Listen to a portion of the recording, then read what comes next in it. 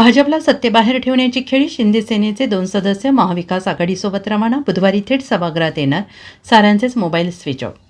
जिल्हा परिषदेचे राजकारण तापून महाविकास आघाडीचे सदस्य थंड हवा खाण्यासाठी रवाना झालेत.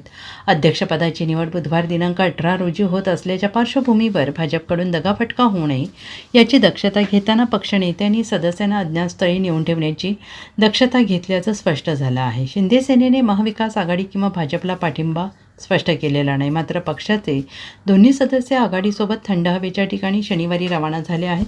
सत्ता स्थापनेत भाजपला दूर ठेवण्यासाठी काँग्रेस आणि दोन्ही राष्ट्रवादी आणि उद्धव सेनेचे सदस्य एकत्र आलेले आहेत. आणि आणखीन एक धक्कादायक घडामोडीत शिंदे सेनेचे आटपाडी तालुक्यातील दोन्ही सदस्य आघाडीत सामील होत थंड हवेच्या ठिकाणी रवाना झाले आहेत.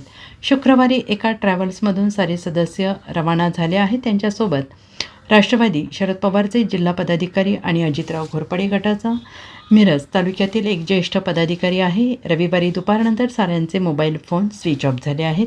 ते संपर्काच्या बाहेर गेले आहेत. सध्या दोन्ही राष्ट्रवादीचे सदस्य एका शहरात थांबून आहेत, तर काँग्रेसच्या 7 सदस्यांचा गट समुद्रकिनारी मुक्कामाला आहे. उर्वरित 4 सदस्य रविवारी सायंकाळपर्यंत सांगलीतच होते. त्यांना अज्ञातस्थळी रवाना होण्याचे आदेश पक्षनेत्यांनी दिले आहेत. त्यांच्यासाठी 2 गाड्यांची व्यवस्था करण्यात आली आहे. त्यापैकी एका गाडीतून रात्री ते परत जिल्ह्यात रवाना झालेले आहेत. दरम्यान शिंदे सेनेने महाविकास आघाडी किंवा भाजपला पाठिंबा स्पष्ट केलेला नाही. मात्र पक्षाचे दोन्ही सदस्य आघाडीसोबत थंड हवेच्या ठिकाणी शनिवारीच रवाना झालेले आहे. शिंदे सेनेच्या पाठिंब्यासाठी भाजपने पाठपुरावा कायम ठेवला आहे. मात्र आम्हाला गृहीत धरून तुमचे संख्याबळ 32 होते हे दाखवून द्या, असे आव्हान शिंदे सेनेचे नेते आमदार सुहास बाबर यांनी दिल्याचं समजत आहे.